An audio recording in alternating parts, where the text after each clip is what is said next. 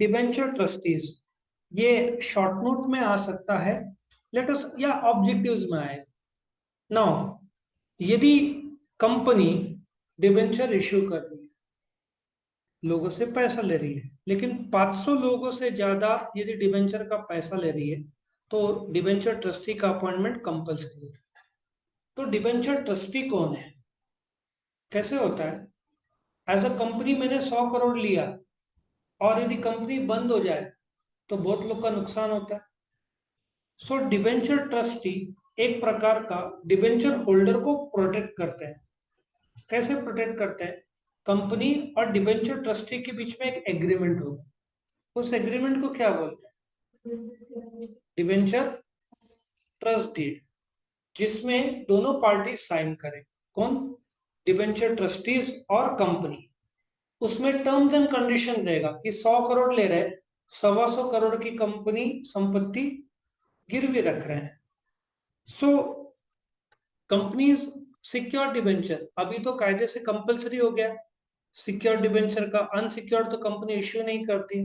अच्छा, पहले unsecure allowed था, लेकिन इंडिया में इंडिया में नहीं, वर्ल्ड वाइड ऐसा देखा गया है, लोग पैसा लेते हैं, पैसा लेके भाग जाते हैं। ये बोलते ना, मेंटेलिटी एटीट्यूड बहुत हुआ है। फिर कायदे बदले, अब उसको अनसिक्योर्ड का सिक्योर्ड कर दिया। सो डिबेंचर ट्रस्टीज वो इंस्टीट्यूशंस है या लोग है जो डिबेंचर होल्डर्स को प्रोटेक्ट करेंगे।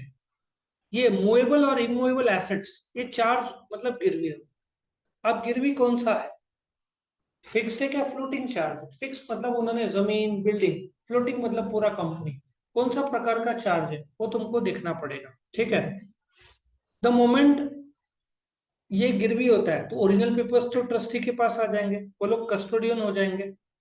और कंपनी वो संपत्ति जो गिरवी रखा है वो विदाउट द डिबेंचर होल्डर्स और डिबेंचर ट्रस्टी के परमिशन के बिना बेच नहीं पाएगी।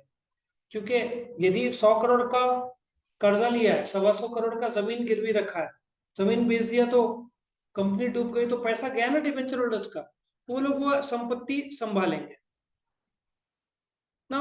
पर क्वेश्चन ये है कि डिबेंचर ट्रस्टी को अपॉइंट कब किया जाता है? क्योंकि जब कंपनी इतना बड़ा कर्जा ले रही है, सिर्फ प्रोस्पेक्टस इश्यू कर दिया, इसका मतलब पब्लिक पैसा देगी, जो इंटरेस्टेड है, बैंक्स और ये सब।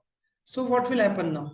कायदा ये बोलता है तुम प्रोस्पेक्टस इश्यू करने के 60 दिन पहले तुमको डिबेंचर ट्रस्टी का अपॉइंटमेंट करना पड़ेगा, और डिबेंचर ट्रस्टी को रिटर्न कंसेंट देना पड़ेगा कि हम डिबेंचर ट्रस्टी बनने के लिए तैयार है, और हम जो भी एसेट्स गिरवी रखेंगे उसके कस्टोडियन मतलब सेफ गार्ड करेंगे। सो ये लेटर कम लेना पड़ेगा। और एक और है, प्रोस्पेक्टस में उन डिबेंचर ट्रस्टीज का नाम भी आ जाए। सो एज डिबेंचर होल्डर मुझे गारंटी है कि कंपनी ने ब्याज नहीं दिया तो debenture trustee can go to the NCLT. NCLT क्या है? नेशनल कंपनी लॉ ट्राइब्यूनल, कि भाई ये पैसा नहीं दे रहे, इनके संपत्ति हम बेचना चाहते हैं। डायरेक्ट नहीं बेचेंगे, इतना जल्दी बेच दिया तो कंपनी घाटे में चली जाएगी। सो स्टेप बाय स्टेप होता है। सो कंपनी को जो एग्रीमेंट करना पड़ता है उसको डिबेंचर ट्रस्ट डीड बोलते हैं। सी, कंपनीज एक्ट में ओरली कुछ नहीं होता, सब राइटिंग में करना पड़ता है। Everything must be in writing, proper stamp paper लगता है, सिग्नेचर्स लगते हैं, ट्रस्टीज के आधार कार्ड सब होंगे, बाकायदा स्टैम्प तुमको पेपर और फोटो में सब साइन करना पड़ता है। अच्छा, जब डीड बनाते हैं तो डिबेंचर होल्डर्स के कुछ हक होंगे, राइट्स होंगे। क्या rights? Right to receive interest, right to repayment of capital, right to attend meeting of debenture holders.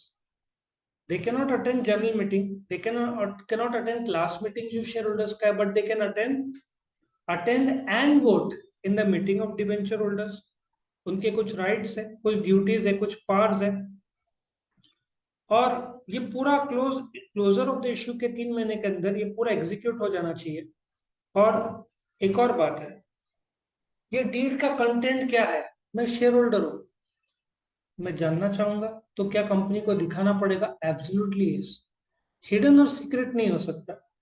यदि मैं शेयर होल्डर हूँ, कंपनी का मालिक, और कंपनी ने ओवर संपत्ति गिरवी रख दिया तो रिस्क में आ जाऊंगा मैं।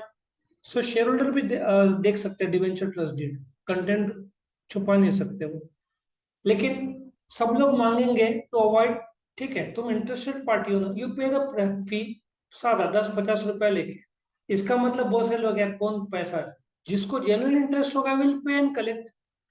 तुमको कोर्ट से भी डॉक्यूमेंट्स चाहिए कोई कोर्ट का, तो यू हैव टू पे द फी। ऐसे तुम जाकर तुम बोलते हो ना, ये अभी कोर्ट केस चल रहा है विजय माल्या का, कोर्ट पेपर्स दो। पहली बात तो वो तुमसे सवाल पूछेगा क्यों चाहिए, तुम्हारा संबंध क्या है इस केस में, तुम्हारा संबंध विजय माल्या से क्या है, और इंटरेस्ट क्या है। इफ तुम बोनाफाइड प्रूव कर पाए तो फाइन, तुमको पैसा भर के, ठीक है, रेवेन्यू स्टैंप लेके अप्लाई करना पड़ेगा, और विद इन 15 to 20 days, यदि डिस्ट्रिक्ट कोर्ट है, हाई कोर्ट है, वहां से तुमको मिल जाएगा कॉपी। ठीक है, तो ये इसलिए चार्जेस रखा हुआ है, नहीं तो कोई भी मांगेगा और अननेसेसरी टाइम वेस्ट होगा। जेन्युइन पीपल को लाने के लिए ही किया जाता है। तुम्हारे जो 12th का रीचेकिंग का पेपर्स है, मार्क्स जो है ना, अभी रीचेकिंग करवाना है, तो वो फ्री नहीं रहता है।